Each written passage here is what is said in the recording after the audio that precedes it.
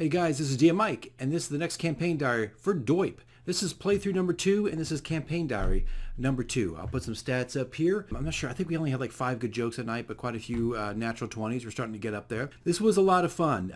We picked up right after we got done with Umbridge Hill, and they had a conversation there with Adabra Gwyn about returning to Fanlin. She was a little reluctant at first. She really wants to rebuild. I've kind of built my women, very similar to as I talked about in my first playthrough. Very much like frontier women that you would find in the Old West. Based on real things. Matter of fact, Adabra Gwyn to me is very similar to Annie Oakley. Just kind of a crack shot, strong woman, and that's kind of the protege I've used. Like that's who I've compared her to, and that's how I've written her and I play her as a character. So it was interesting. They brought Gib up. Gib had died twice during the last combat encounter. And they spent about an hour and a half, 2 hours there just gathering supplies so she could take all this stuff back to Fanlin to help with a recent dragon attack. Now, similar to my first playthrough, there was something they found on the property there with Adabra Gwyn, and that was this item here. I don't want to go too much into this. You can see that through my first playthrough. I don't want to give too much information away here because they didn't quite figure out everything with this. But they were kind of, a little skittish about it, weren't too sure about what to do with this. Luckily, Gib had got his eyes on it, was able to clone this artifact by casting an illusion spell, because before anybody could make a decision on what to do with this thing, Grok took it and threw it. I mean, just threw it as far as he could into the woods, so nobody knows where it was at. So they just kind of let it go, I guess. They did a frozen thing. But Adabra Gwyn had no clue what this was, and they decided to go back to Fanlin to tell Wesker and old Carson to see what they would do about it, but also to prepare themselves for the next kind of leg of this adventure. They got back, and they kind of described everything that happened about the orcs. And one thing I've added now to this second playthrough is old Carson is giving the players a certain amount of gold per head of orc that they find, just to kind of further incentivize the combat and the hunt down of all these orcs that are causing problems in Phandalin. And they did talk about the artifact a little bit. They got back to Phandalin, I think, that night, and they knew at this point, I never can remember her name, but she's the priestess that's part of the Shrine of Luck. She was coming from Neverwinter, and she'd be there in the morning. So the players, instead of going to Dwarven Excavation, made the deals with Wesker, talked about the orcs and how they could get their bounties, got paid, and went to bed that night at the end, got up and met with the priestess. And they talked about this artifact. Of course, Gib showed the illusion. And she surmised it as somebody is leading the orcs. There's some kind of shaman who's now in charge, but they're not too sure exactly what this artifact is. So if they find another one, to please bring it back to her so she can spend some time with it. But then it was time to move on to the Dwarven Excavation. And here are the new maps that I've changed for my second playthrough. And this was a great time, because it's funny to watch players hesitantly approach a map and work their way through a location when nothing really is there, Everybody's being so cautious about traps and stuff, and perfectly understandable. I get it. But it is kind of funny. It's a chuckle for the DM, I think, who realizes there's really nothing there. But everybody is waiting for that tripwire to go off. So that was kind of funny. But anyway, they got to the map, and they saw when they got there the donkeys that Daslin and Norbus had used to get there. And they were tied to like a spittoon or whatever, a python. What is that climbing gear stuff? You know what I'm talking about. All right, they had been tied to that. And immediately the thief went over and started rummaging through their stuff and took out a bunch of scrolls and parchments and different things like that. Just kind of went through their stuff. I thought it was pretty interesting. I guess they assumed the dwarves were dead. But anyway, they went through all that. And then they kind of went around the corner. And right when they were coming around the corner, an axe flew out. And it was Norbus. And I have played these guys as incredibly stubborn but standoffish too. They don't want anybody involved in their business. It's hard to gain the respect of a dwarf, I think. And it should be hard to gain the respect of a dwarf. But you do gain his loyalty and his respect through combat. I think that's the best way to get through a dwarf, to get into his personality, to kind of have a connection with him. But That's a little bit, that's saved for a little bit later. But they ended up kind of negotiating back and forth, talking to one another back and forth. And Norbus was very standoffish, but he kind of felt like, hey, you help me, and then we'll go back to Fanland. I can help you. Maybe I'll owe you one. So they went out there. They were all kind of scouting around, and Norbus immediately took to the thief, which I think his name was Beazle. Beazle, I think that's right. I probably got it wrong. I always get the names wrong. And he's like, great. You've brought a thief. He can get us in through the front door, and he'll be great for checking for traps, right? This is perfect. This is exactly what we want. So they kind of went through, and you can see here on my map, I've got lava. And this is one of the corrections I wanted to make in my second playthrough. To me, this location should be unstable, unusable for Fanland, right? And it's a whole thing for that. I don't want to go into all that stuff, but I wanted to change up that aspect of it. But I mean, as you can see here, the map is really, really different in some respects to the original. So they sent the thief out. He's going around. He's looking for traps. He's looking for anything he can. They kind of go through the rubble. They find a few things and pocket them pretty quickly. But then they get across the bridge, and it's so funny. I meant to put a stone bridge there, but I just kept the wood there, and I played it as if it was a wood bridge. But Grok, who seems to be very spontaneous with his decision making, just grabbed one of the characters. I think he grabbed Glib, who's a gnome, and just ran across the bridge. No, just kind of reckless abandon, just ran across it. Now, I wasn't going to have anybody do any crazy dexterity checks, but the way it happened, the way it kind of unfolded, him grabbing him and just running, I was like, why don't you give me a dex check? And boy, they rolled miserably, and Grok almost killed them both. I mean, you don't recover from lava once you fall in. But he stumbled on the bridge and fell and dropped Gib, and they both rolled close to the side of the bridge. And I thought, wow, second session, I'm going to kill 2 people. Or actually, not me. It wasn't me. I wouldn't have killed anybody. But they all made it across there just fine. If you took your time, I wasn't going to make you roll anything. But they did get across. And this was kind of a fun part. I wanted to do a skill challenge here. Because I had a thief there, I decided to create this little tiny mini skill challenge. And they came to a very sealed door, right? Like just a stone wall. But there was a gong next to the door. I think Grok hit it, or one of the characters hit it. And that summoned the keyhole.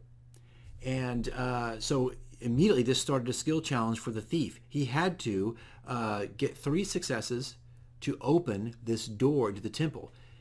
And there were 2 failure states. Actually, there were 3, but they were going to get worse and worse if he kept screwing up. Now, he passed his first skill check. And it was kind of fun. If you've ever seen Return to Oz, the Gnome King, the clay and all the stuff, how it kind of forms like shapes and stuff, that's how I kind of visualized it. It would form these keyholes, and the keyholes would move and change shape. Now, here's the thing, though. Here's where I changed it up. He could not use the same skill again. He had to use like what he would normally use to lockpick, but then he needed to try something else because the lock and its nature would change a little bit. Now, he was successful, I think on the first one. He rolled pretty high, all right? And then the lock changed shape and moved over. But on the second one, he screwed up. And what happened was the temple has like some safety guards built into it. And one of the things it did is it shot off magic missiles, so a guaranteed hit on whoever is picking the lock, right? And it was just, I think at the time, Norbus and him at the door while everybody else was kind of taking cover and just watching this thing unfold. And so he got peppered by a couple magic missiles. And then he tried again, and I think he was successful. And then he tried again, and it was a failure state. And then these things were unleashed.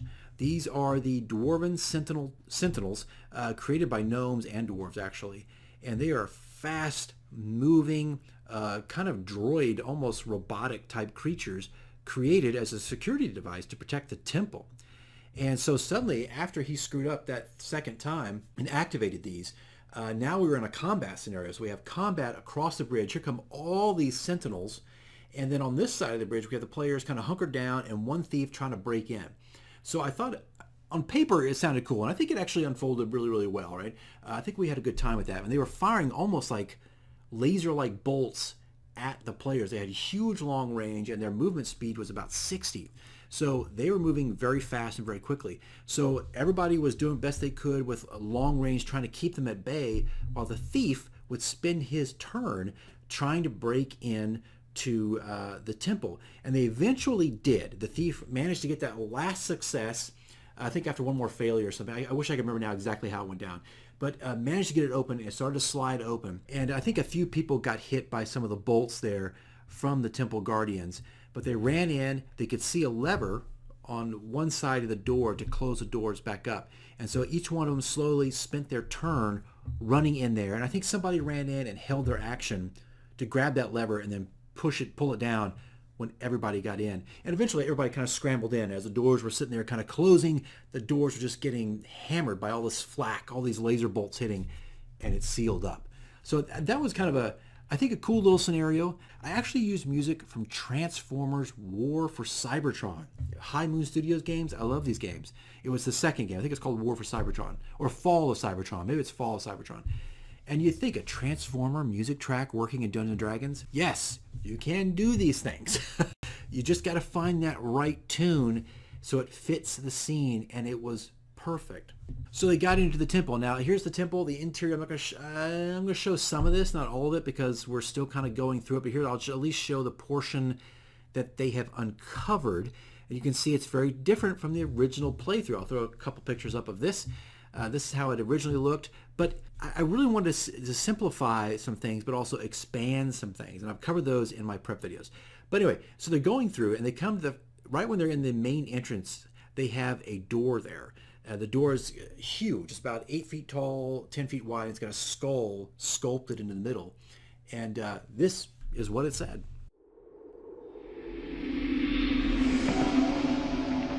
Flesh and blood, spirit and bone, life and death, all is known here.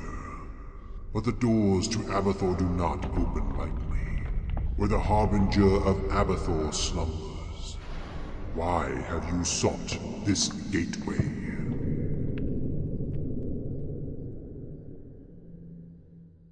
So the audio effects of just my voice, and adding a bunch of reverb and different things to kind of challenge the players.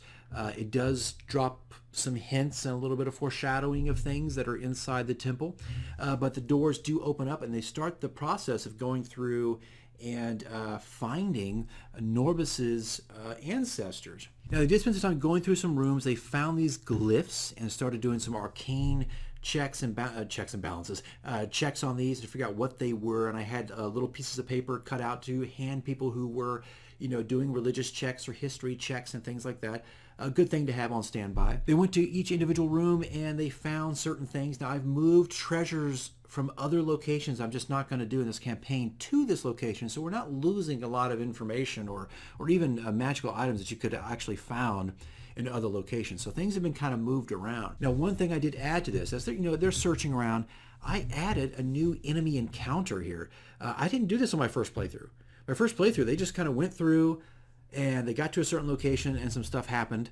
But this time, they were going through, and about halfway through the search of this tomb, they ran into the Durgar, or Durgar, I never can say this, the Durgar, the Grey Dwarves, right? And somebody also was aligned with them. Some kind of humanoid, looked like an elf, a dark elf, had aligned himself with these Durgar. They're not too sure, but the Durgar had actually infiltrated the temple before them. And they don't know why they're there. It's a little bit of a mystery, but suddenly they were in a parlay moment. And of course, the Durgar have very low intelligence. They're not interested in anybody else being around. So they were not very accommodating. And this quickly erupted into a combat scenario. And there's more to this, and I can't get into all of the information in this campaign diary, and that'll unfold probably in the next campaign diary. But we had a combat encounter right there in the middle of the temple with the, I think, 5 Durgar, and what it looked like a dark elf, but he had decided to completely check out of the combat. Matter of fact, I think halfway through the combat, you could hear the guy yelling out, saying, "Hey, I wasn't paid for combat," so he didn't participate at all. So it was a lot of back and forth, a lot of good hits, a lot of, I think this is where quite a few natural 20s occurred on both sides. And so everybody's getting level 1 exhaustion, getting hit at full max damage. The Durgar are turning invisible. They're growing in size, but there was a pillar right in the middle there that actually caused a lot of problems for anybody who was trying to increase their size, or like the druid turned into a bear. It did create some problems, and that actually was part of the nature of it. It was there on purpose to create kind of a bottleneck situation there, and like, how do we get through this? How do we, can I squeeze through? Can we do this? So it was interesting. This frontline combat was just kind of stuck right there. But they did eventually defeat these dwarves, and the last thing we did was the druid, the bear, was running up towards this guy Prospero. He threw down his crossbow, put his hands up, and that's where we ended it. So it was actually a pretty good night. We played for I think closer to 5 hours that night, a little after midnight. So it was a good long session. But you can see I've done quite a few changes here, including adding a new encounter with a Durgar, adding a Dark Elf, adding Sentinels, adding skill challenges, which are a lot of fun. I advise you to, if you can, get them into your game. It's not just DOIP, but whatever. So I'm kind of escalating things already into the second map, because things are only going to get more and more and more as we go forward. And it really is a reflection of, my player count and their classes, and just kind of upping the stakes in this world, in this situation. So I hope that gives you a few ideas. Maybe if you're getting ready to do a second playthrough, things you can change. Of course, the second half of this campaign diary, when it comes out in a couple weeks, when we're done playing the last half of this, we'll have more information here. And you can find some more information in my prep videos. The maps that I am creating here, again, will be available in the Dragons of Icepowered Peak Facebook group. Boy, you need to take a breath when you say that. No, is that how you say it? It's Dragons of Icepowered Peak DM's Facebook group. There it is. These will be available once I am done with this encounter, so you can find them there. But it was a lot of fun, and it's kind of cool to revisit these locations and shake them up a bit. And boy, I can tell you right now, there's still a lot to come. All right, guys, that's all I got for you. See you in the next one.